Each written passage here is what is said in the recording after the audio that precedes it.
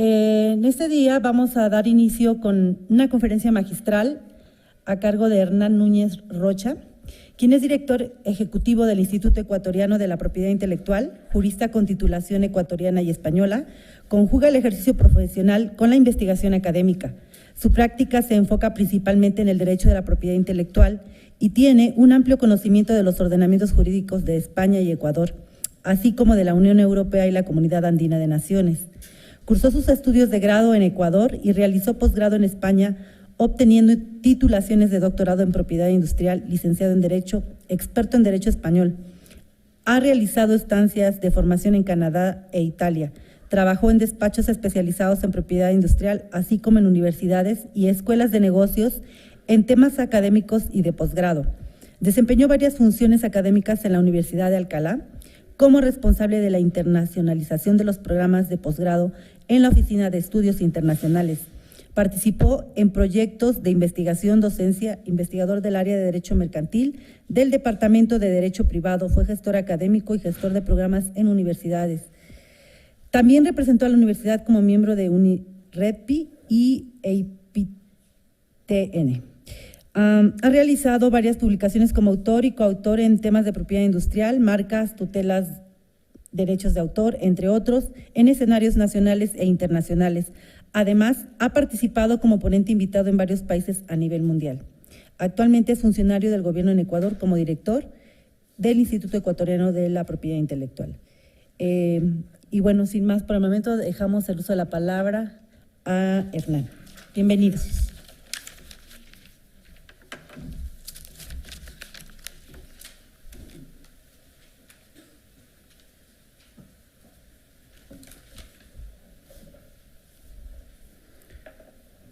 Buenos días.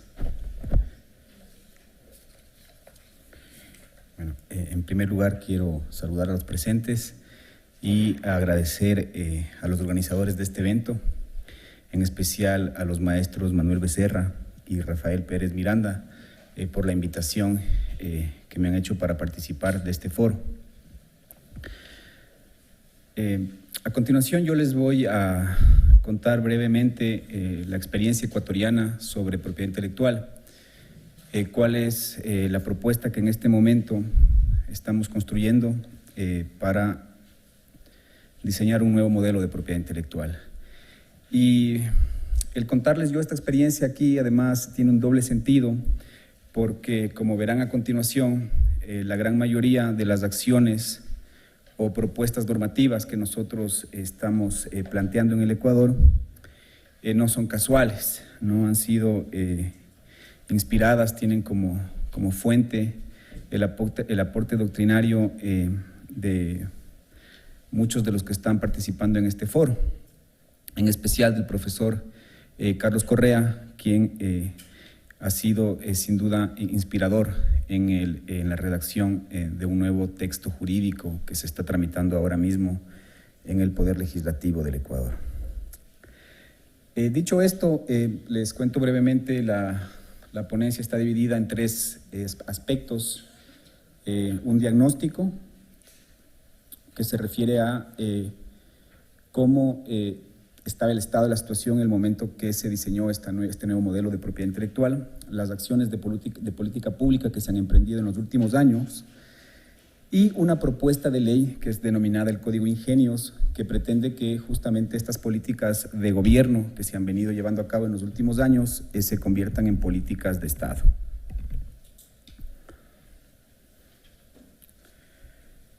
En primer lugar, es importante mencionar que el nuevo modelo de propiedad intelectual se construye como un medio dentro de un contexto mucho más amplio.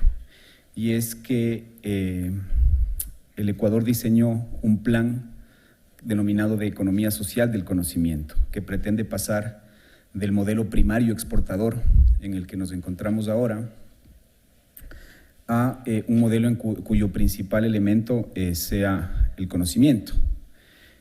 Para esto, en un primer momento, se hizo una reforma profunda en la educación superior hace aproximadamente 7, 8 años, y luego, a finales del 2012, inicio del 2013, se empezó a identificar cuáles eran los aspectos que había que atacar para iniciar esa construcción de la economía social del conocimiento.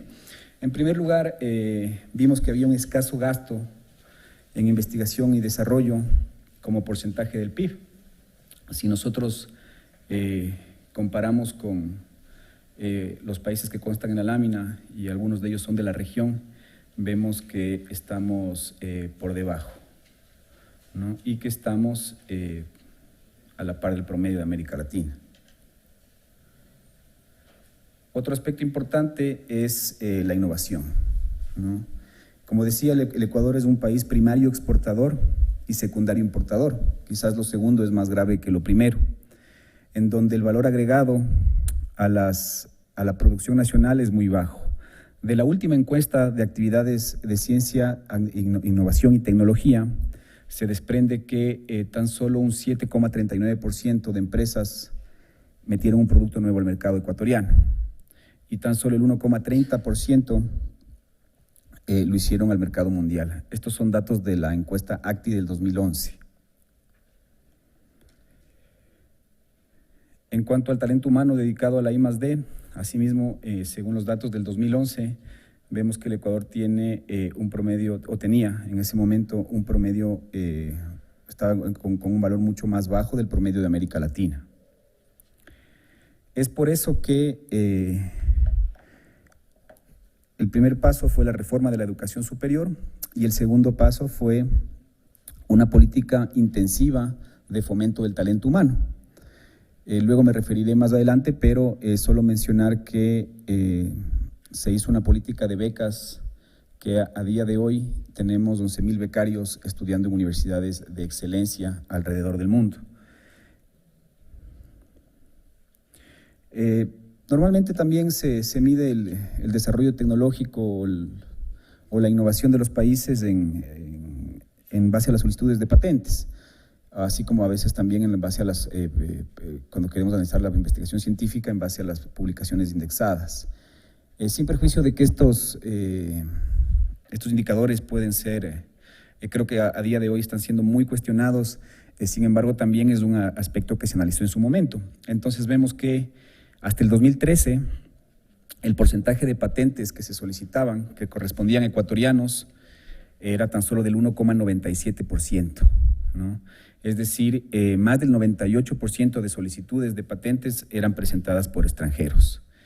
Y de ese porcentaje, la gran mayoría correspondían a la industria farmacéutica. De igual manera, se hizo un análisis de los casos de biopiratería, es decir, todos aquellos accesos a recursos genéticos sin la debida autorización del Estado ecuatoriano o aquellos accesos a conocimientos tradicionales, sean o no asociados a un recurso genético, sin la debida autorización o consentimiento de los pueblos o nacionalidades poseedores de ese conocimiento. Entonces, de un análisis que se hizo tomando en cuenta únicamente los recursos genéticos endémicos, podemos ver, si nosotros hacemos una especie de reporte 301, pero no desde la visión nuestra de la propiedad intelectual, sino desde los actos que se han realizado para acceder a la biodiversidad en violación a la normativa internacional, en especial al CDB, podemos encontrar este detalle de lo que en principio podríamos decir que son los países más biopiratas del mundo. En el caso de recursos endémicos ecuatorianos, vemos que los Estados Unidos y la Unión Europea son los países que lideran el acceso a recursos genéticos indebido, es decir, sin el procedimiento que establece el CDB y la normativa comunitaria y ecuatoriana correspondiente, y que además eso ha sido luego traducido en solicitudes de patentes, ¿no? O sea, estos son los datos de los países donde se han solicitado patentes sobre la base de recursos genéticos endémicos ecuatorianos sin la respectiva autorización del Estado.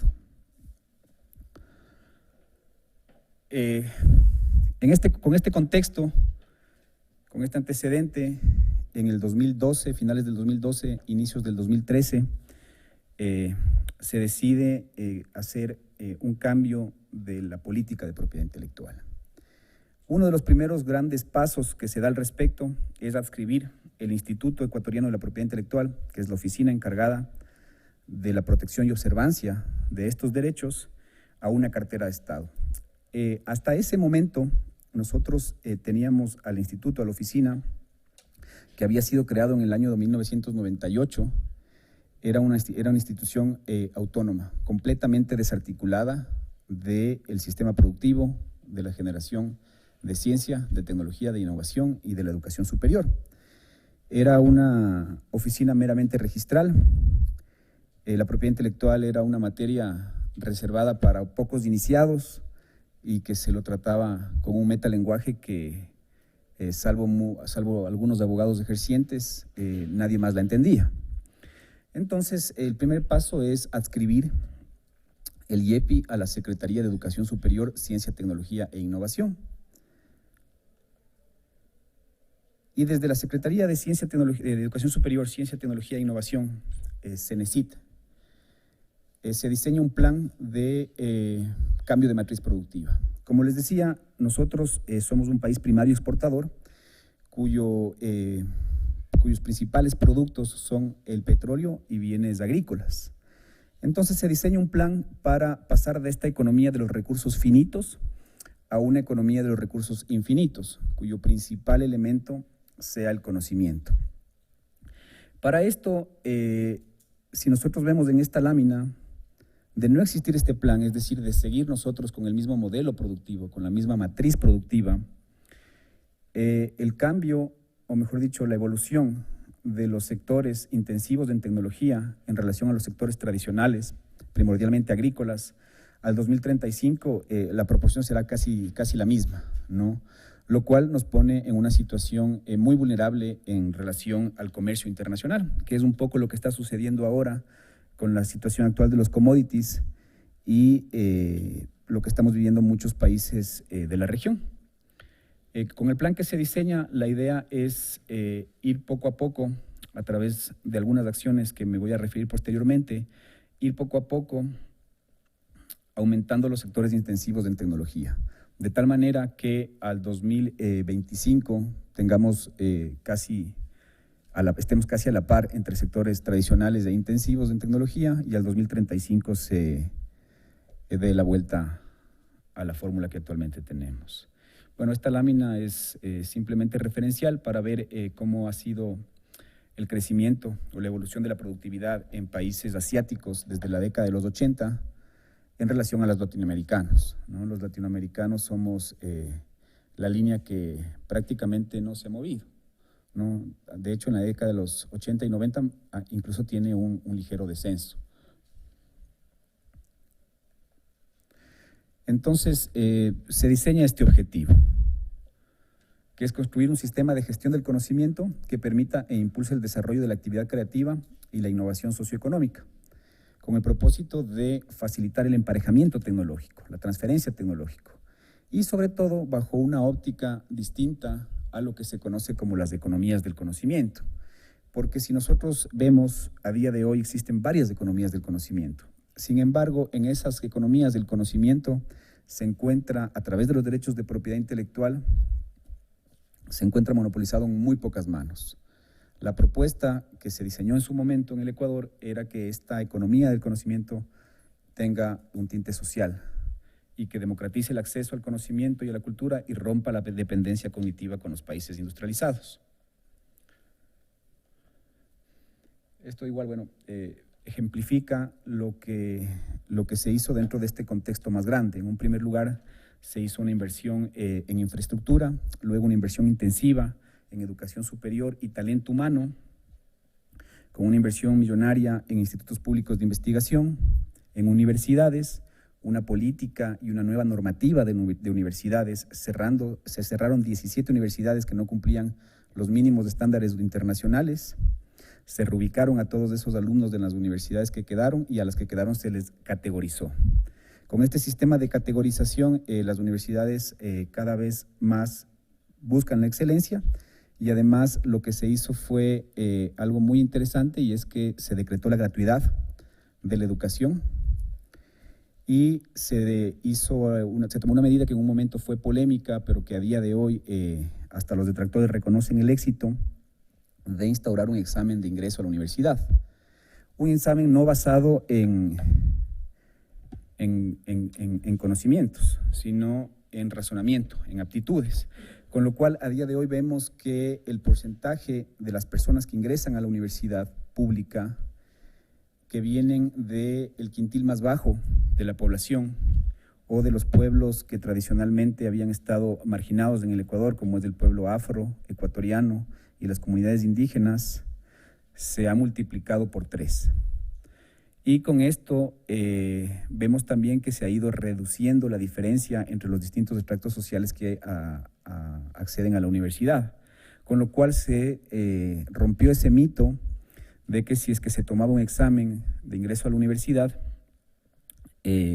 los estudiantes que venían de las zonas más alejadas, que no pertenecían a las ciudades, no pertenecían a los centros urbanos o que se encontraban en los sectores más deprimidos del país, no iban a ingresar.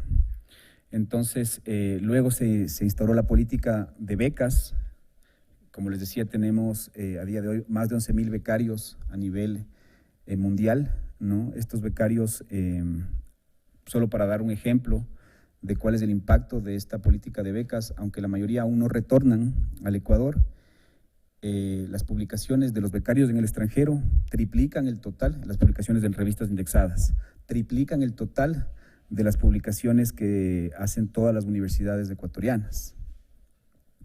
Y mientras termina este proceso, o mejor dicho, empieza a dar sus frutos este proceso de becas, se instauró también un proyecto denominado Prometeo, que no sé, algunos quizás de aquí lo conocen, consiste en que investigadores, personas que tengan el título de PhD, ecuatorianos o extranjeros, puedan ir al Ecuador a trabajar en universidades, en institutos públicos de investigación o en instituciones públicas con el propósito de llevar a cabo proyectos de investigación y realizar transferencia de conocimiento. Es un proyecto que ha sido muy exitoso en el Ecuador. Actualmente han pasado más de 15,000 Prometeos por las distintas instituciones del Estado y la academia, y también ha dado sus frutos en lo que son proyectos de investigación, publicaciones indexadas y solicitudes de modalidades de propiedad intelectual. Dicho esto, toda esta inversión que se ha hecho en talento humano hasta el año 2015, hasta la fecha podríamos decir, no es suficiente si no hacemos un cambio de modelo de propiedad intelectual. Porque si no hacemos un cambio de modelo de propiedad intelectual, si no a través de la propiedad intelectual y otros factores no se hace este cambio de matriz productiva, todo este talento humano que se ha formado en los últimos años y toda la inversión en infraestructura resultarían un desperdicio, ¿no? Si no tenemos las condiciones para que el talento humano ecuatoriano que se ha formado primordialmente en el extranjero pueda regresar al Ecuador y pueda desarrollar actividades de conocimiento o actividades tecnológicas, todo ese esfuerzo realizado será en vano. Entonces, ahí es cuando se da una vuelta de tuerca más a este proyecto de cambio de matriz productiva y se incorpora el elemento propiedad intelectual dentro de esta estrategia. En primer lugar, se hace una articulación de sistemas, y dentro de esta articulación de sistemas se ponen dos elementos que son transversales. El primero es la propiedad intelectual como consta en la lámina, y el segundo es el diálogo de saberes, tomando en cuenta que el Ecuador es un país multicultural y multiétnico, y que el conocimiento tradicional, el conocimiento cotidiano y el conocimiento científico no deberían estar reñidos, sino deberían complementarse. Bueno, aquí voy a pasar brevemente, no me voy a referir en detalle a estas acciones, sino simplemente las voy a describir. Un primer paso que se hizo fue la incorporación de la propiedad intelectual a la investigación científica, sobre todo haciendo exámenes o análisis del estado de la técnica antes de otorgar subvención o financiamiento con recursos públicos a los proyectos de investigación. ya que se analizó que la gran mayoría de proyectos de investigación terminaban en resultados ya existentes, con lo cual se duplicaban esfuerzos. Así que el primer gran paso fue, dentro de la investigación científica, fue incorporar estos análisis del estado de la técnica. Luego, en lo que es ya propiedad intelectual propiamente dicho, se llevó a cabo una política de licencias obligatorias. Aquí es interesante lo que sucedió en el Ecuador, ya que se solicitaron más de 30 licencias obligatorias. Y a día de hoy, en el lapso de 4 años, y a día de hoy se han concedido aproximadamente 13, bueno, 11 y hay 2 que están con recurso. Y es interesante porque con una política, ayer se conversaba de las licencias obligatorias y de lo complicado o lo burocrático que puede llegar a ser la concesión de una licencia. Sin embargo, si es que existe la voluntad política de llevar a cabo esta figura, no es tan complicado como se piensa, por un lado. Y por otro lado, en el Ecuador hubo un efecto interesante, ya que la gran mayoría de licencias obligatorias, de hecho todas las que constan en ese cuadro, fueron solicitadas por empresas fabricantes de genéricos con el objetivo de participar en la compra pública de medicamentos. Y como muestra el cuadro, hay casos en los cuales, mejor dicho, toda la reducción que está en la columna de la derecha, la reducción de precios, no se hizo con la entrada del producto genérico al mercado, sino que bastó la solicitud, el ingreso de la solicitud de la licencia obligatoria al Instituto Ecuatoriano de la Propiedad Intelectual para que el propio titular de la patente baje los precios. Y, porque claro, le convenía la reducción de los precios y así no perder la cuota de mercado que tenía con la compra pública de medicamentos. Y ahí hay un caso interesante que es el del Ritonavir, que podemos ver que bajó casi hasta en un 90%. ¿No? Con la solicitud de la licencia obligatoria. Entonces, estos son casos de licencias obligatorias concedidas en el Ecuador, en el cual el licenciatario, las empresas de genéricos que solicitaron estas licencias no llegaron a producir el genérico o a importarlo, ya que se produjo esta situación en el mercado en el cual el propio titular de la patente bajó los precios, se hizo más, se le dificultó la competencia al productor de genéricos y el Estado pudo en la compra pública ahorrar muchos millones de dólares, ¿no? Los detractores de las licencias obligatorias en el Ecuador dicen que ese no es el propósito de las licencias obligatorias. Yo creo que la licencia obligatoria es una herramienta de acceso a medicamentos, ¿no? Y si es que la reducción de los precios ayuda al acceso a medicamentos a través de esta figura, me parece que es una figura válida. De hecho, ha sido una figura válida en el Ecuador. También se comentó ayer sobre el incremento de tasas, ¿no?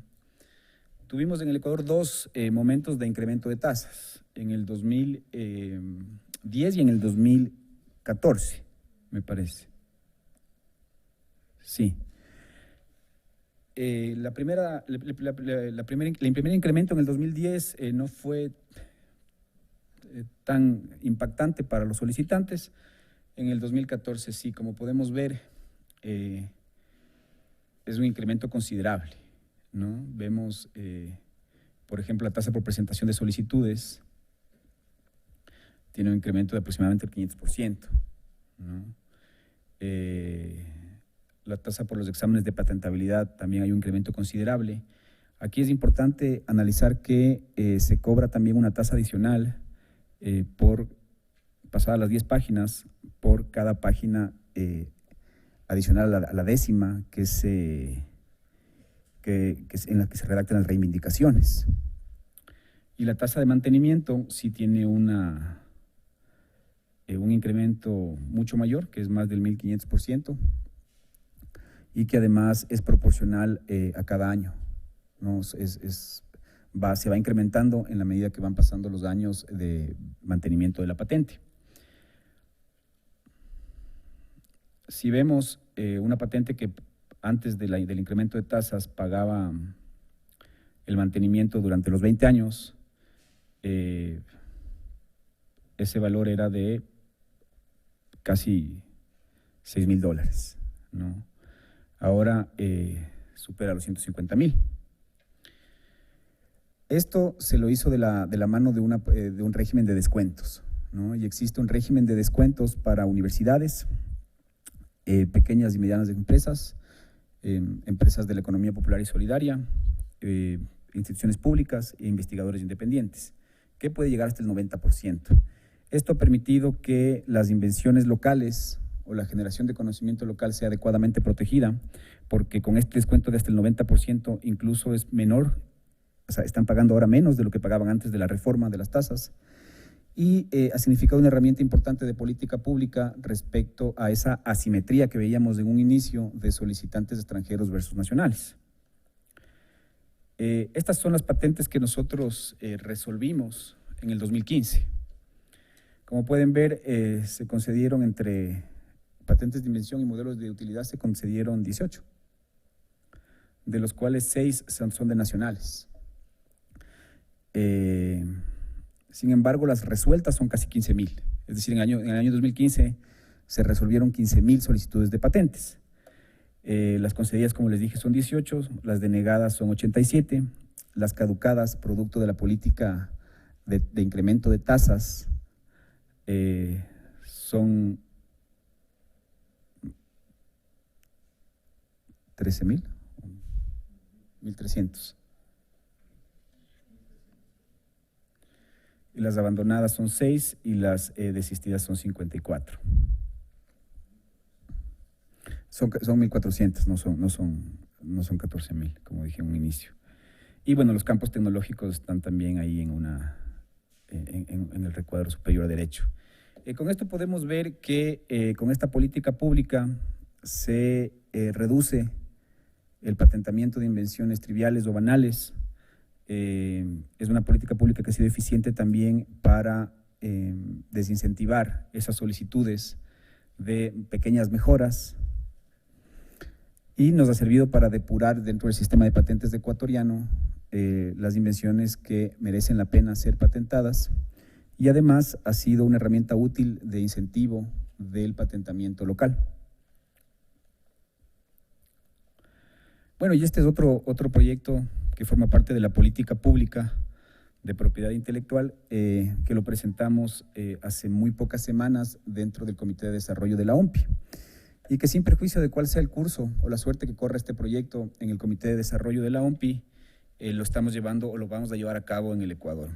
Es un proyecto que básicamente lo que busca es generar la asimilación de patentes en los estudiantes de las ciencias exactas en el Ecuador, de tal manera que cuando un estudiante de una ingeniería, por ejemplo, tenga que realizar su proyecto de fin de carrera para obtener su título de grado o de pregrado, se propone que ese proyecto consista en justamente un proyecto de asimilación de patente. ¿En qué consiste esto? En que él tendrá que escoger una solicitud de patente, ¿no? o una patente concedida, tendrá que identificar cuál es la memoria descriptiva, las reivindicaciones, y ver si es que con la información que consta dentro de esos documentos, si es que esa información es suficiente para reproducir esa tecnología. Y con esto, primero logramos que los estudiantes de ciencias exactas se familiaricen con el sistema de patentes, pero lo más importante es que ellos nos ayudan a verificar la información que consta en las solicitudes de patentes y ver que se cumpla ese segundo gran propósito o primer gran propósito del sistema de patentes, que es la contracara o la moneda de cambio de la exclusividad, que es la divulgación.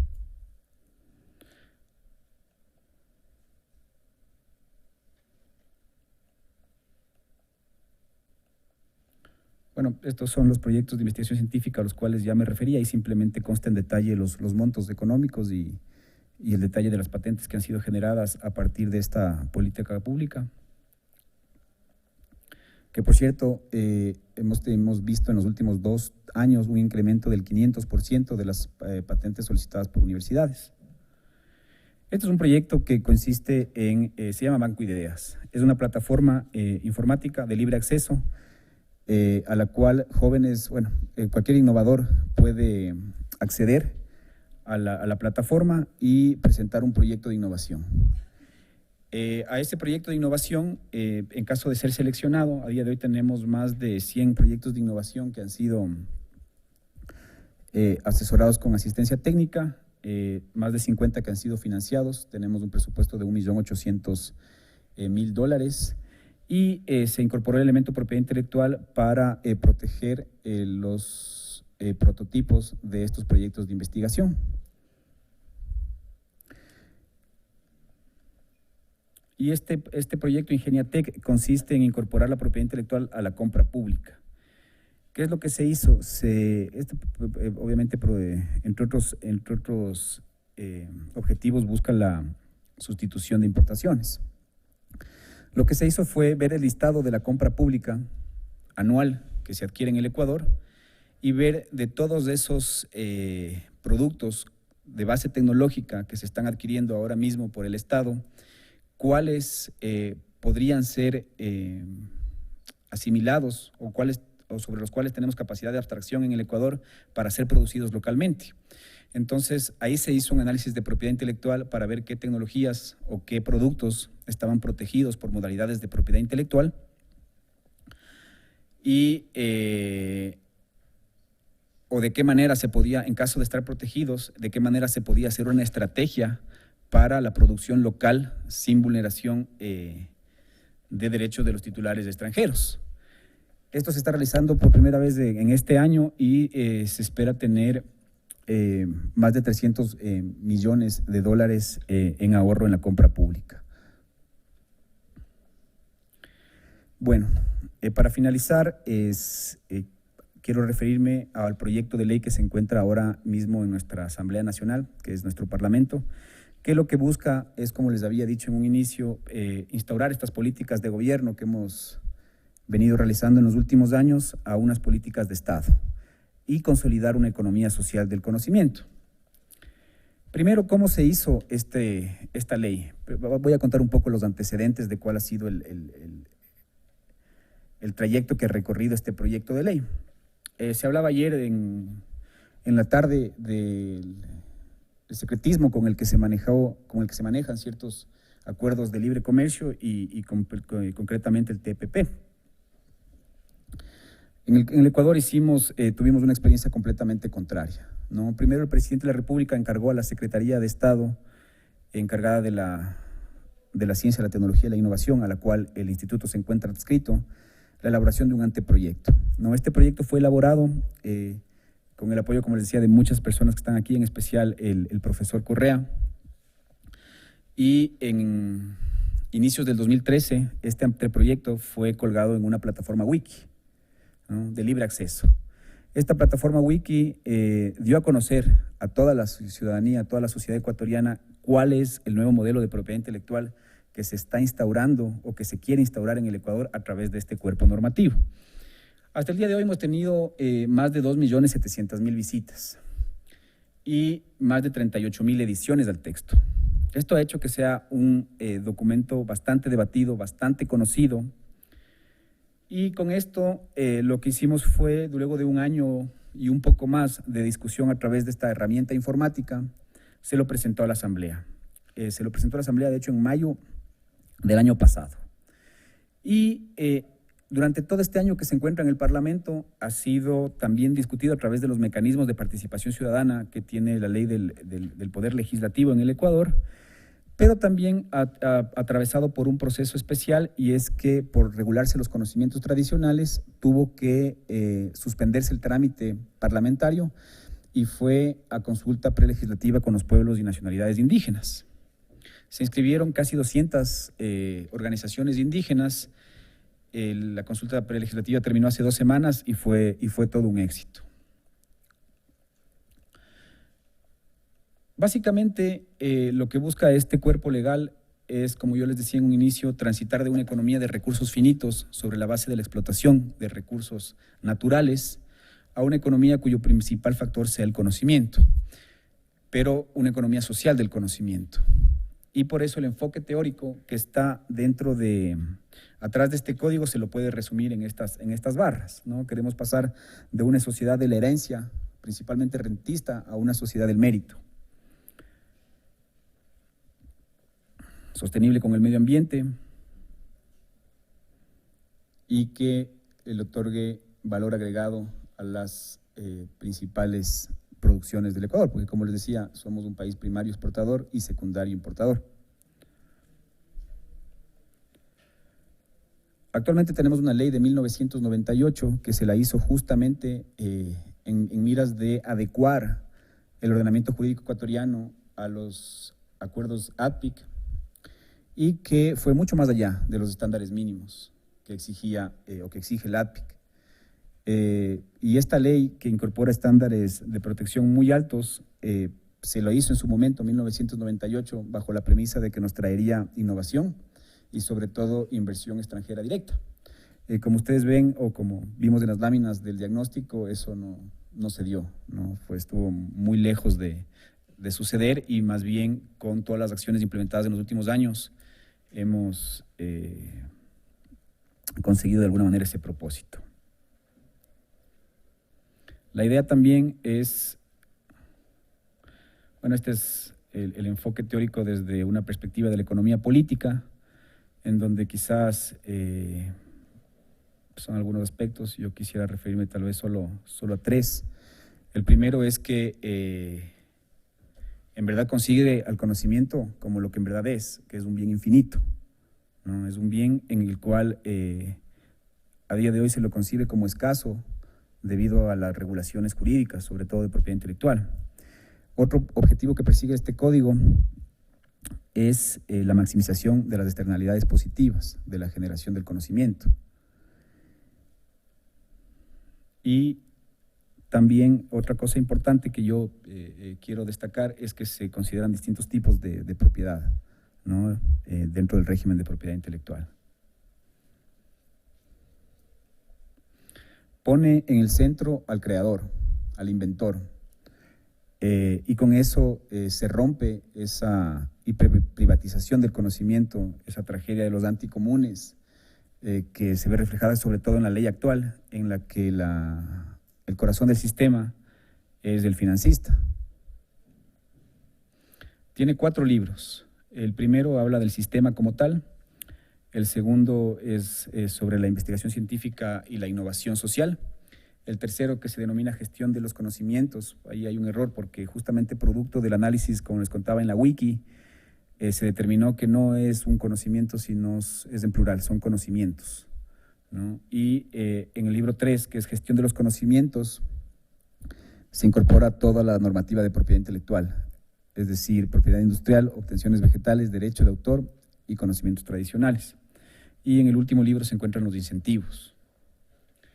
Bueno, aquí tampoco quiero detenerme mucho, igual ya estoy algo pasado el tiempo. En materia de propiedad industrial, bueno, esto también ya se ahondó ayer.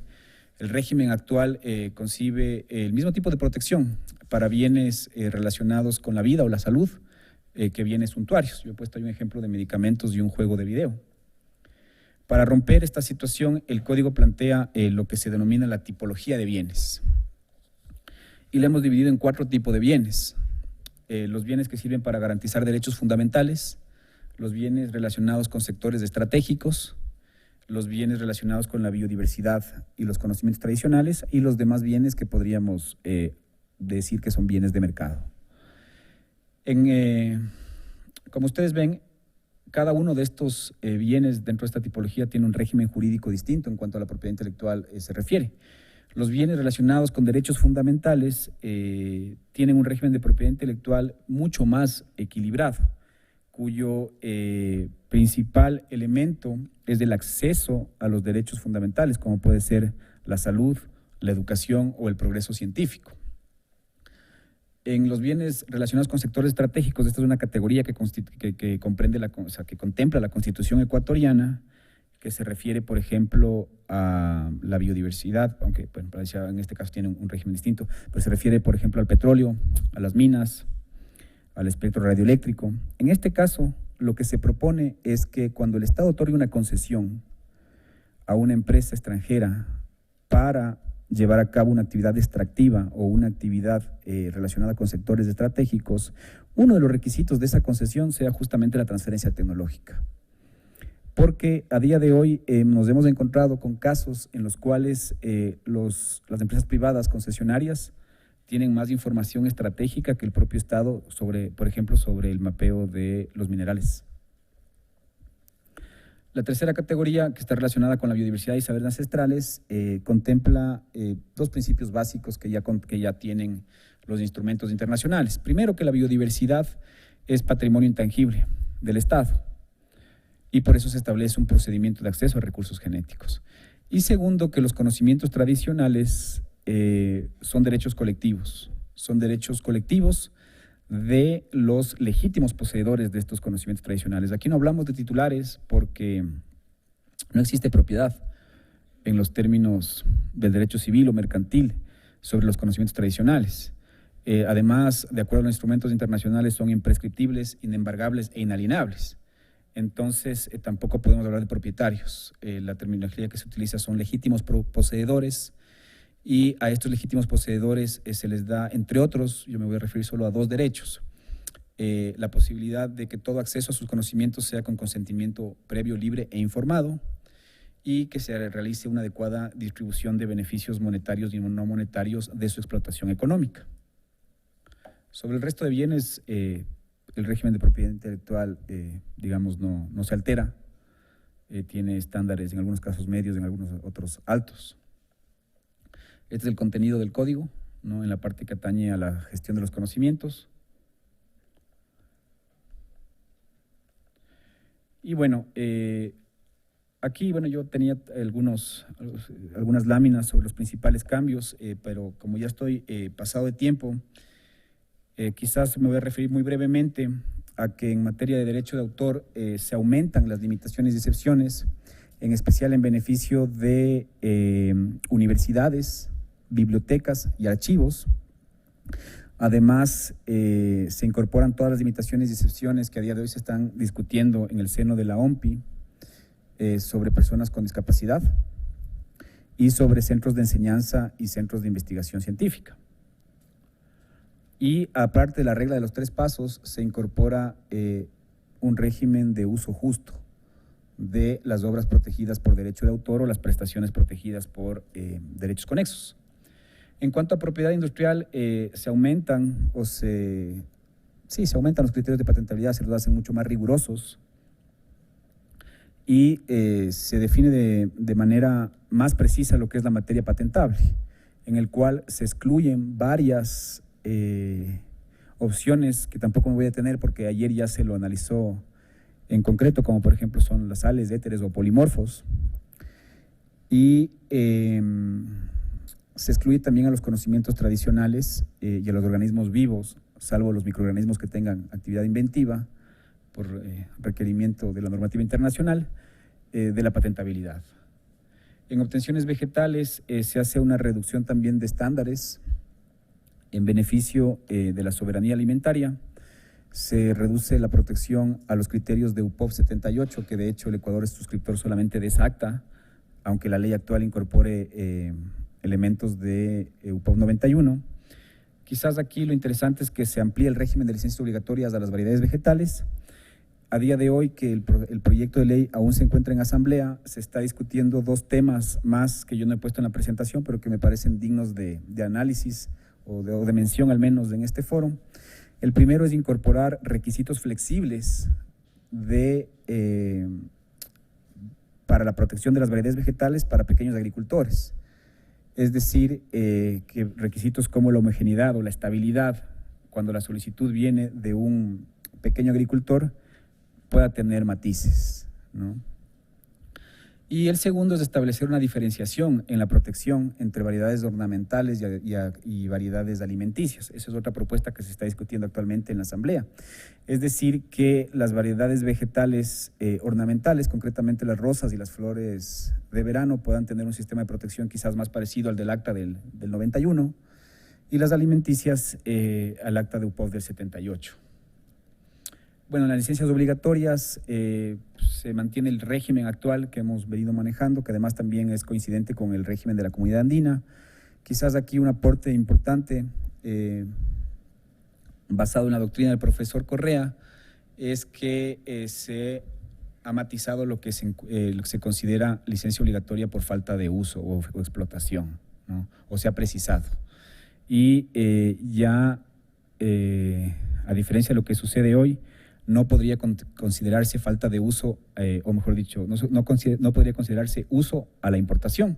Tiene que ser fabricación o producción local. Y además existe un régimen de licencias obligatorios basado en Berna y en el anexo al convenio de Berna sobre obras protegidas por el derecho de autor.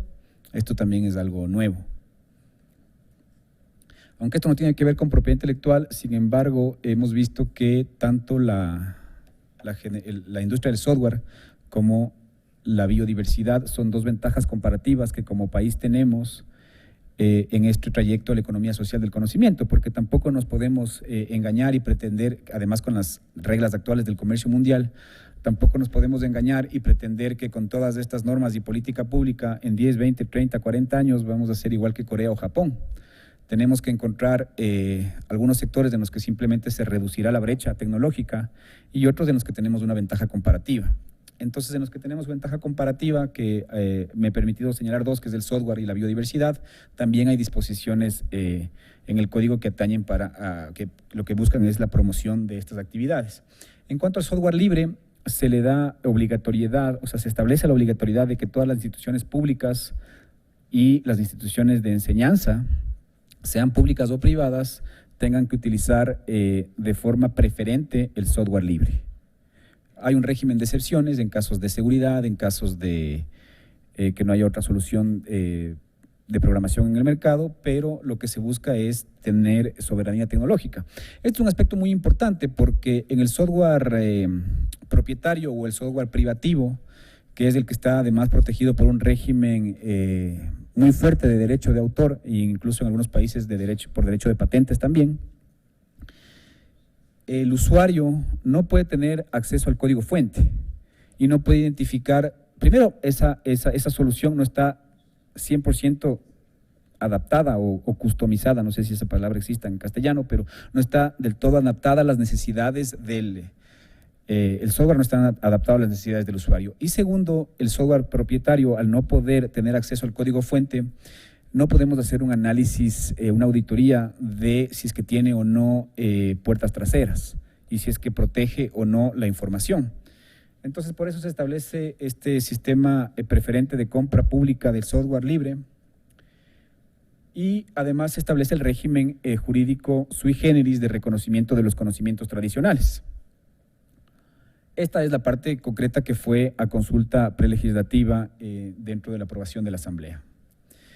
Ahora, para finalizar, yo me voy a permitir simplemente leer unos artículos que no los puse en las diapositivas, pero que ilustran de manera muy clara cuál es el objetivo que persigue este código, ¿no? Por ejemplo, si nosotros vemos en el artículo 3, dice: el presente código tiene como principales los siguientes fines. Y su número 1 dice: generar instrumentos para promover un modelo económico que democratice la producción, transmisión y apropiación del conocimiento como bien de interés público, garantizando así la acumulación y la redistribución de la riqueza de modo justo, sostenible y en armonía con la naturaleza. Luego, en los principios, se establece que el conocimiento constituye un bien de interés público, su acceso será libre y no tendrá más restricciones que las establecidas en este código, la Constitución y los tratados internacionales. Su distribución será de manera justa, equitativa y democrática. Respecto a la propiedad intelectual, se establece que los derechos intelectuales son una herramienta para la adecuada gestión de los conocimientos. La adquisición y ejercicio de los derechos de propiedad intelectual asegurarán un equilibrio entre titulares y usuarios. Además de las limitaciones y excepciones previstas en este código, el Estado podrá adoptar las medidas necesarias para garantizar la salud, nutrición, educación, cultura, el desarrollo científico y tecnológico, la innovación y la transferencia y difusión tecnológica, como sectores de importancia vital para el desarrollo socioeconómico y tecnológico del país. Esta última parte es muy parecida al ADPIC, ¿no? Y no es casual, porque justamente cuando estábamos en discusión de este código, una de las mayores cuestionamientos que se hacía por parte de los detractores es que estamos vulnerando los instrumentos internacionales. Ya en cuanto a los principios de propiedad intelectual, se establece que los derechos intelectuales comprenden principalmente a la propiedad intelectual y a los conocimientos tradicionales. Su regulación constituye una herramienta para la adecuada gestión de los conocimientos. Su adquisición y ejercicio, así como su ponderación con otros derechos, asegurarán el efectivo goce de los derechos fundamentales y contribuirán a una adecuada difusión de los conocimientos en beneficio de los titulares y la sociedad. Se establece que los derechos de propiedad intelectual constituyen una excepción al conocimiento como bien de dominio público. Es decir, que el conocimiento es de libre transmisión y acceso, salvo en cuanto estén protegidos por los derechos de propiedad intelectual. Y los derechos de propiedad intelectual constituyen una herramienta para el desarrollo de la actividad creativa, la innovación social, contribuyen a la transferencia tecnológica y al acceso al conocimiento, a la salud, a la cultura y a la innovación. Y deben promover la reducción de la dependencia cognitiva. Estos son quizás los principios que más polémica han causado en la discusión del código, por cuanto esta nueva visión de la propiedad intelectual, como se ha hablado durante este foro, esta propiedad intelectual tan dogmatizada en los últimos años, no logra ser entendida si no es bajo los estándares o parámetros mercantilistas con los que se ha venido difundiendo en los últimos años en algunos sectores. Como les decía, a día de hoy el código, luego de haber pasado por este proceso wiki de aproximadamente casi 3 millones de visitas, haber estado 3 años en discusión con la sociedad civil, sin embargo, en el reporte 301 de los Estados Unidos de este año y del año anterior, una de las observaciones es que instan al Ecuador a hacer un proceso más participativo, democrático y abierto respecto a la discusión de la ley, ¿no? Y luego fue, bueno, introducida a la Asamblea, pasó el primer debate, pasó la consulta prelegislativa y en estos días está por iniciarse el segundo debate. Una vez concluido el segundo debate, se aprueba en sede parlamentaria y pasa para la ratificación o veto total o parcial del presidente de la República. Y luego de eso simplemente ya regresa a la Asamblea para que se ordene su publicación en el registro oficial. Es decir, estamos a las puertas de que se resuelva este proyecto de ley. Existen muchas presiones de muchos grupos, obviamente, que están a favor o en contra. Los que están en contra son mucho más poderosos. Y esperemos que nuestros representantes en la Asamblea, nuestros asambleístas o diputados, tengan la suficiente lucidez para poder aprobar este texto con el espíritu que fue originalmente concebido y se pueda ahora sí institucionalizar todas estas políticas de gobierno que hemos realizado en los últimos años y queden como políticas de Estado. Y quizás, ¿por qué no?, este nuevo modelo de propiedad intelectual, este código de la economía social de los conocimientos, pueda servir también como estudio o ejemplo para otros países que quieran transitar de una economía de recursos finitos a una economía del conocimiento. Muchas gracias.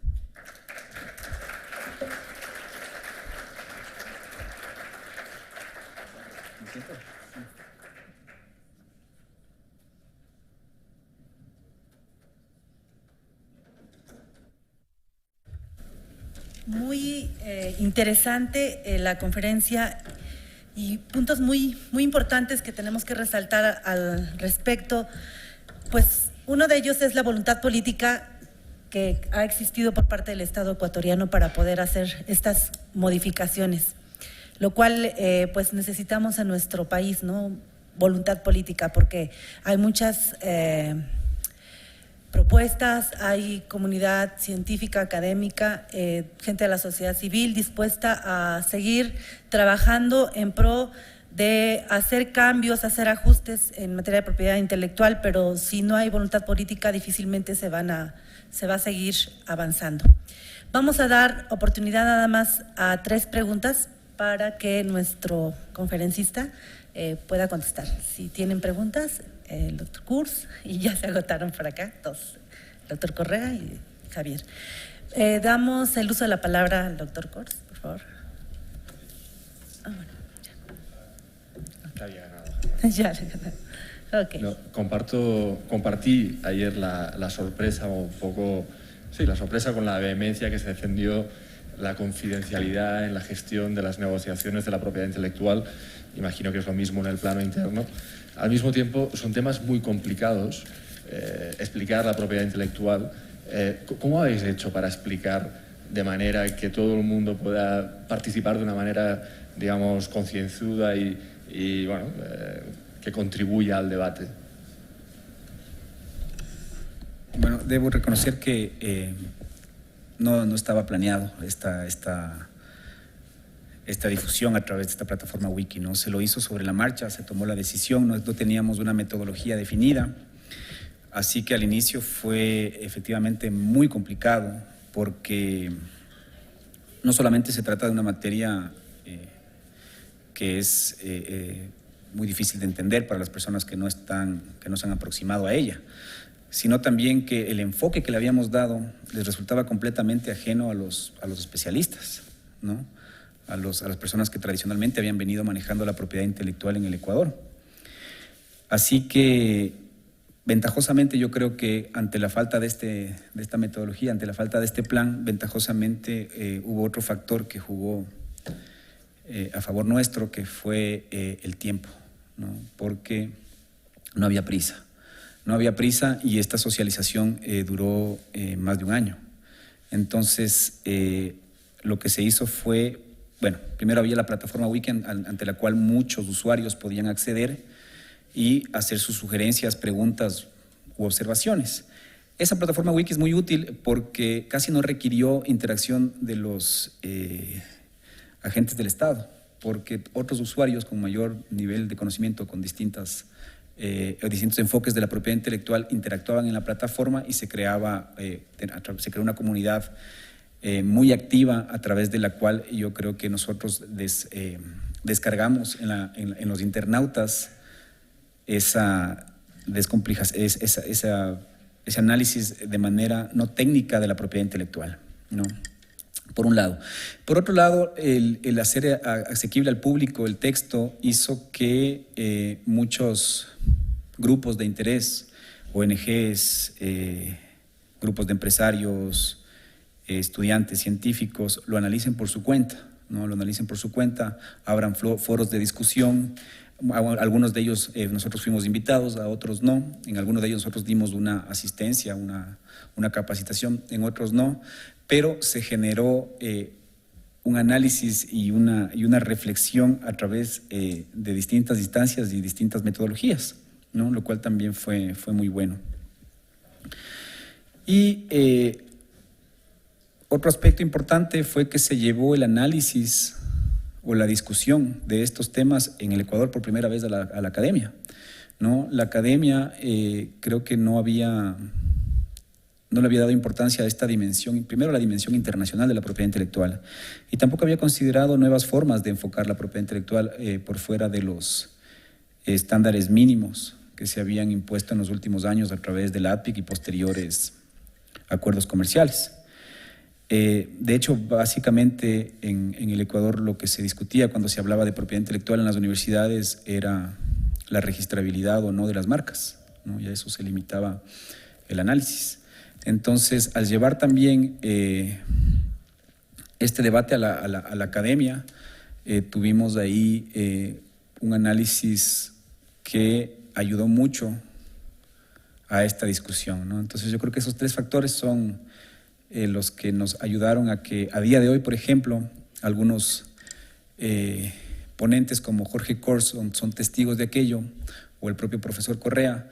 A día de hoy, por ejemplo, la discusión de la propiedad intelectual en el Ecuador es una discusión muy amplia, ¿no? En la cual, de hecho, el último evento que hicimos ahí, tuvimos 200 personas, de los cuales creo que ni el 10% eran abogados o especialistas en propiedad intelectual, sino la gran mayoría eran o usuarios digitales, o artistas, o científicos, o investigadores, que producto de esta dinámica generada en los últimos años, se han convertido en los nuevos expertos, ¿no?, de la propiedad intelectual en el país. Bueno, primero que todo, unas felicitaciones dobles, Primero porque esta presentación está muy completa, muy bien estructurada. Y la segunda porque es un gusto oír realmente lo que está pasando en el Ecuador. Y como tú terminaste, yo creo que es un ejemplo para otros países. Mi pregunta es la siguiente. Viendo toda la oposición y las presiones de que fueron víctimas y están siendo víctimas muchos países que intentan utilizar las flexibilidades de los ADPIC, ¿puedes comentar un poco cuál fue la experiencia de ustedes de las presiones bilaterales y de la industria y la reacción de la industria cuando emitieron las licencias obligatorias? Bueno, gracias, Germán, por tus palabras. Sin duda que una persona como tú nos dé el aliento y le parezca bien lo que estamos haciendo, a nosotros nos reconforta, ¿no? Es sin duda una palabra de ánimo que tenemos ahora dentro de esta aprobación en la Asamblea. En cuanto a las licencias obligatorias, yo creo que, o sea, a juzgar por cómo ha pasado en otros países o el propio caso de Colombia que se comentaba ayer, yo creo que las presiones que nosotros hemos tenido han sido mínimas en comparación con otros países de la región, ¿no? Creo que, como inicié la exposición, todo depende de cuál sea la voluntad política de un gobierno. Y nosotros en el Ecuador, ventajosamente, a día de hoy tenemos un gobierno en el cual, a diferencia de lo que sucedía antes, las embajadas de los países extranjeros o los grandes empresarios no solucionan los asuntos de política pública con una llamada telefónica. Entonces, sí hubo mucha preocupación, ¿no?, de algunos sectores, sí hubo mucho cabildeo de parte de, concretamente, la Unión Europea o los Estados Unidos, que estaban a través de sus representaciones comerciales en el Ecuador muy preocupados sobre las licencias, incluso hasta ahora lo están. De hecho, en el reporte 301, tanto el de este año como el del anterior, ha salido, ¿no?, el tema de las licencias obligatorias. Sin embargo, toda esa presión ya dentro del seno del gabinete ha sido un elemento más a considerar, pero no ha sido decidor. Y lo que ha primado ha sido siempre la política pública y cómo podemos, a través de mecanismos de propiedad intelectual, equilibrar, ¿no?, los derechos, sobre todo los derechos intelectuales, con el acceso al medicamento. Entonces, yo creo que en términos generales te podría resumir que de esa manera ha sido la experiencia, pese a que igual la presión siempre estuvo.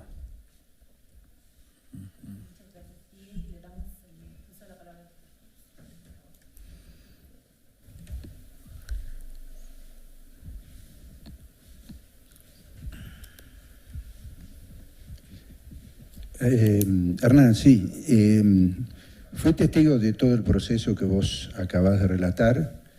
Fue verdaderamente entusiasmante haber los conocí a ustedes, y la verdad que ustedes tienen que sentirse orgullosos por la voluntad política que está tan remarcada acá desde la presentación de Patricia en adelante, que es un valor a tener en consideración muy importante. Ustedes tienen un proyecto que es verdaderamente de avanzada, y como tal van a tener muchas limitaciones, inclusive, me imagino, en sus propios representantes, que deben desconocer, me refiero a los parlamentarios que van a tener que votar esta ley, que no deben estar todos conscientes, y ahí me parece que hay una labor muy importante para concientizar, para saber lo que están discutiendo en esto, y van a saber que tienen enfrentamientos como creo que hasta ahora lo han tenido. Digo, no salió tan fácil todo como uno suponía en un primer momento, pero la voluntad está y me parece extraordinario.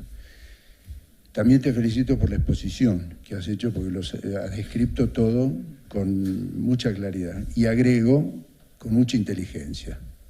Y creo que ese es un factor que tienen reproducido en la camada de dirigentes estatales que hay hoy, de la edad tuya y de tu generación, dirigiendo puntos muy importantes, y yo creo que, espero, no me lo manden todo el cambio al 35, que no voy a llegar a verlo. Traten de hacerlo un poco más corto, a ver si llego a pensar. Tengo una inquietud y una pregunta.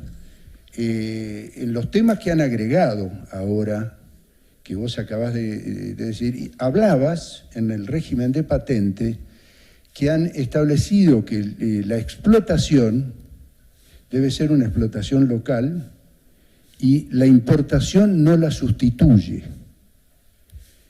Y a mí me parece que ese es un tema problemático.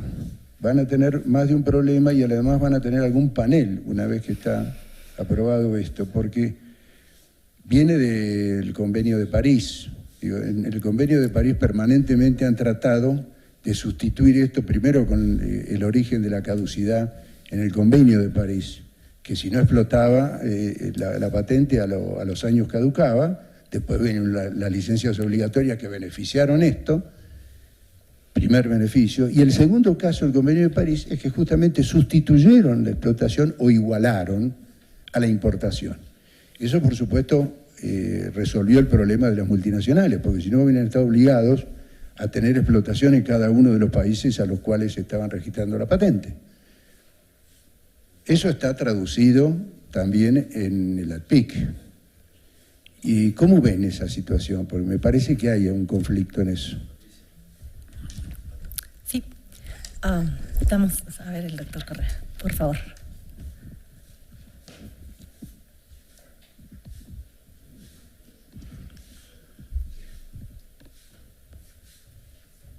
¿Podemos pasar el micrófono al doctor Correa, por favor? Bien, gracias. Bueno, me sumo a las felicitaciones por la presentación. Realmente es una experiencia tremendamente interesante y, como bien se dijo, ojalá sea un ejemplo para otros países. Voy a disentir con mi colega, Jorge Kors. Yo creo que hay suficientes elementos como para sostener que la previsión de licencias obligatorias por falta de explotación es totalmente compatible con el acuerdo ADPIC.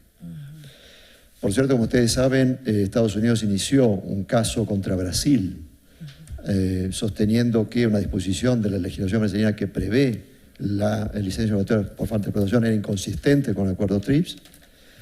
Sin embargo, Estados Unidos desistió de esa denuncia contra Brasil, lo que deja una indicación de que probablemente presumían que podrían perder el caso y darían entonces un gran ímpetu a otros países para adoptar una decisión similar. Por otra parte, está claro que la Convención de París prevé las licencias obligatorias por falta de explotación como un abuso. Y está claro que el Convenio de París como tal está incorporado al acuerdo ADPIC. De manera que, de ninguna manera, el acuerdo TRIPS lo ha derogado. Yo tuve oportunidad de participar o de estar presente cuando se logró un compromiso sobre este tema. Fue prácticamente el último tema de la negociación del texto del acuerdo ADPIC, como a las 3 o 4 de la mañana, cuando se llegó a un compromiso que está reflejado, curiosamente, en el artículo 27, párrafo 1 del acuerdo ADPIC, que se refiere a no discriminación sobre la base de si los productos son importados o fabricados localmente. Ese compromiso se logró a último momento y, para contarles solamente una anécdota, al día siguiente de este acontecimiento, encuentro al que era en ese momento embajador de Brasil en Ginebra y estaba encargado de negociaciones, que luego fue ministro de Relaciones Exteriores durante 2 periodos con el presidente Lula, Celso Amorim, y Celso Amorim me dice: Carlos, triunfamos, hemos logrado rescatar las licencias obligatorias. Y es correcto, porque una interpretación del artículo 27, párrafo 1, en el contexto de los derechos negativos que excluye la patente, solo pueden llevar a la conclusión de que la referencia que hace el primer artículo 27, párrafo 1, se refiere a los productos importados o fabricados localmente que están en infracción de la patente y no a los propios productos del titular de la patente. En fin, sin entrar en ese debate, lo que quiero manifestar es que, en mi opinión, y hay, por cierto, bibliografías sobre esto, otros académicos, Mercurio y otros han escrito sobre el tema, sosteniendo la plena compatibilidad de esta medida, que, por cierto, está reconocida en otras legislaciones, no solamente en el caso de Brasil o como sea deseable en el caso de Ecuador. Gracias. Y el doctor Becerra, por último. Okay.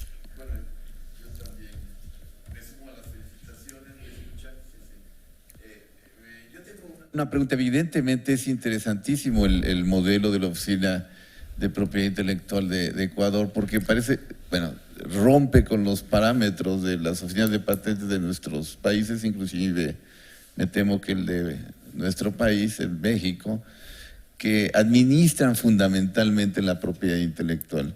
Y ustedes van un paso más allá. Por ejemplo, me llama la atención la cuestión de la biopiratería. Aquí, por ejemplo, se está esperando una ley desde hace 20 años para precisamente establecer un coto a la biopiratería y fuera de la propiedad intelectual.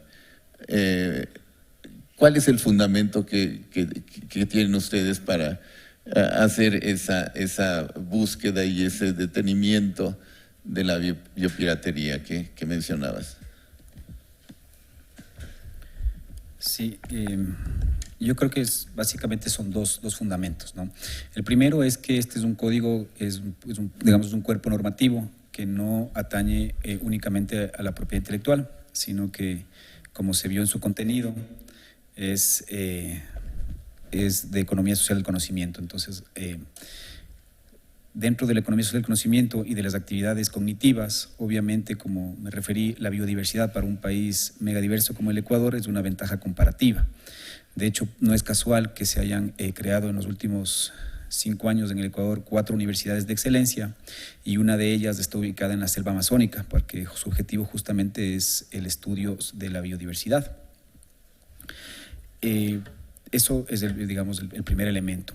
Y el segundo es que también hemos hecho una redefinición de los derechos de propiedad intelectual que tradicionalmente han estado, digamos, en términos teóricos, estudiados solo desde la óptica del derecho mercantil. Entonces, ahí, de hecho, hubo una gran discusión el momento que estábamos realizando el anteproyecto de ley y luego en la época de socialización también, sobre cuál debería ser la naturaleza jurídica de estos derechos.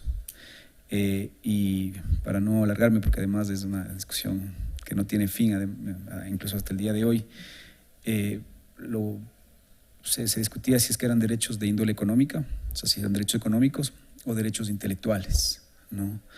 Y yo creo que el código recoge la segunda opción, ¿no? Se va por el hecho de que son derechos que están muy relacionados con la creatividad y con todos los procesos de generación de conocimiento. Entonces, con esta premisa, los conocimientos tradicionales son parte de esta categoría de derechos intelectuales, ¿no? Ya no únicamente las modalidades clásicas de propiedad intelectual.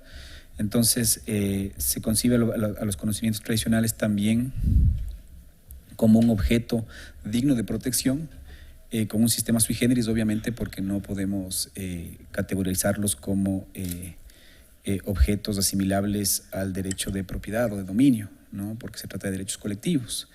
Entonces, es dentro de este análisis, de esta definición de la naturaleza jurídica de los derechos intelectuales, es que se incorporó a los conocimientos tradicionales. Y además porque el código, dentro de sus objetivos de investigación científica y de generación de conocimiento, también uno de sus propósitos es el diálogo de saberes, ¿no? Entre el conocimiento tradicional, el conocimiento cotidiano y el conocimiento científico. Doctor Pérez Miranda, y después es que el doctor quiere eso, y ya terminamos. Sí, es realmente un problema porque en México sí tenemos reglamentada la parte de la biopiratería, pero en la ley ambiental, ¿no? Que se reglamenta la bioprospección y hacer una distinción entre la bioprospección científica, que tiene una reglamentación menor, y la bioprospección con objetivos biotecnológicos, perdón, que tiene una reglamentación mayor. Lo que pasa es que se aplica poco, ¿no? Y el problema es que yo creo que el problema que van a tener ustedes, porque no... Es decir, el hecho de que ustedes reconozcan un derecho de propiedad intelectual que no esté reconocido internacionalmente, la principal biopiratería, que es la biopiratería de, digamos, de extranjeros, o para llevar, digamos, los recursos genéticos al exterior, pues le va a resultar muy difícil ejercer esos derechos. creo que el problema del acuerdo del protocolo de Nagoya, de que no se logró, ¿no?, una propuesta que creo que todos los que estamos acá hemos planteado reiteradamente, Carlos y el resto, que es la genealogía. Al no lograrse incorporar la genealogía, no se logra esa protección internacional de los recursos genéticos y de los conocimientos tradicionales, porque si el conocimiento tradicional lo aislamos del recurso genético, ¿no?, ya inclusive perdemos cierto respaldo internacional, porque lo que en general se protege es el conocimiento, o sea, el mapa del tesoro, ¿no?, es decir, el conocimiento tradicional vinculado a un recurso genético. Sí, bueno, ahí quizás debo hacer unas precisiones porque, claro, en aras del tiempo y a riesgo de ser impreciso, tal vez me salté algunas explicaciones, ¿no? Sí, efectivamente, la protección de los conocimientos tradicionales como componente intangible asociado a la biodiversidad está bajo el marco del CDB y del protocolo de Nagoya, ¿no?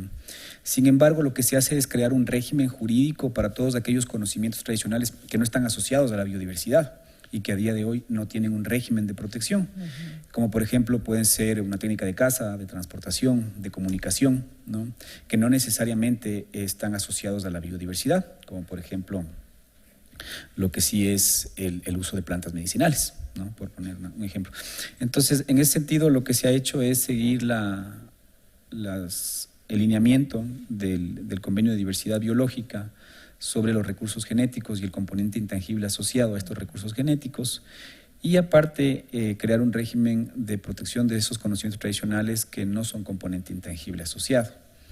Y lo que hemos hecho es dividir en 3 fases, ¿no?, lo que es la investigación, ¿no?, propiamente dicha, el desarrollo tecnológico y la comercialización. En cuanto a la investigación, de hecho, a nosotros como país megadiverso lo que nos interesa es que se investigue. Entonces ahí los requisitos de acceso son mucho menores o más laxos, ¿no?, pero existe un control ex post. En cuanto al desarrollo tecnológico, ahí sí existe un procedimiento estricto de acceso al recurso genético, ¿no? Y sobre todo en la fase de negociación, ¿no?, que ya tiene que ver con el tercer aspecto, que es la comercialización. Ahí sí lo que nosotros hemos hecho y que ya hemos tenido una experiencia, ¿no?, porque sin perjuicio de que esta ley no ha sido aprobada, ya hemos negociado el primer contrato de acceso a recursos genéticos con una universidad extranjera, y lo que en primer momento nos ha interesado a nosotros es ponerle énfasis en la investigación, es decir, que los pares ecuatorianos puedan desarrollar el mismo conocimiento, porque ¿qué es lo que sucedía antes? Venía a la universidad extranjera, utilizaba sus pares ecuatorianos en la colecta de muestras, y todo lo demás lo hacían afuera en sus laboratorios y no participaba un ecuatoriano, ¿no? Entonces lo que pusimos fue énfasis para que los pares ecuatorianos participen en todas las etapas, ¿no?, de la investigación y del desarrollo tecnológico. Y quizás eso ha sido el primer beneficio que hemos encontrado.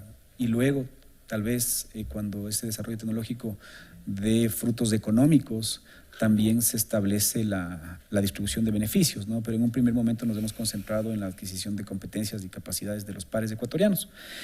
Y en cuanto al problema de los recursos genéticos, sí, yo creo que mientras el Convenio de Diversidad Biológica no sea ratificado por los principales países biopiratas, ¿no?, que bueno, a día de hoy, salvo la Unión Europea, ya solo queda uno.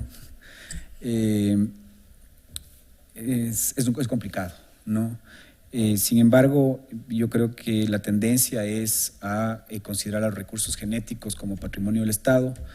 El problema está en los tratados que se pueden o que se están negociando, o el posible tratado que se está negociando en el IGC, en el seno de la OMPI, sobre la compatibilidad del patentamiento, ¿no?, de los recursos genéticos y de la protección de los recursos genéticos por el régimen del CDB y de la protección de los conocimientos tradicionales por el régimen del CDB, Nagoya u otros regímenes, como es el caso de la India, que tiene su desarrollo normativo propio. Entonces, ahí yo creo que hay mucho que discutir todavía, pero en el caso ecuatoriano no podemos esperar a que el IGC termine en buen camino y en un posible tratado o en la convocatoria de una conferencia ministerial, así que tenemos que, o sea, lo que decidimos fue incorporar estas disposiciones en la ley, ¿no? Sin perjuicio de que en el ámbito internacional, como bien se menciona, no tiene todavía una solución unívoca. Okay, muchas gracias. Hola. Último. Bueno, gracias. Bueno, en primer lugar, reiterar, ¿no?, mi admiración por este proyecto, que lo vamos a tener en cuenta en lo que me voy a referir en la posible discusión de la ley de semillas de Argentina. Me voy a centrar en algunas preguntas sobre obtenciones vegetales, que es lo que nos preocupa en la ley de semillas. Me parece interesante una solución creativa, la diferenciación entre variedades ornamentales y variedades alimenticias, digamos, alimentarias, ¿no?, en términos del régimen. Para las primeras, algo similar a UPO 91 y las otras UPO 78. Mi pregunta va a si la diferenciación reside en aplicar UPO 78 a las alimentarias, es decir, reducir la exclusividad del obtentor, ¿no es cierto?, a la comercialización del material de reproducción y dejar la libertad del uso de semilla propia a los agricultores y de la disposición libre de sus productos. Y también saber si han previsto, digamos, los requisitos y definiciones en torno a patentes biotecnológicas propiamente dicho, referida a agrobiotecnología y eventualmente a la situación de, digamos, convivencia, interfase o como lo querramos llamar, entre estos productos patentados incorporados a variedades, que es el caso de los organismos genéticamente modificados, que es uno de los principales problemas que tenemos.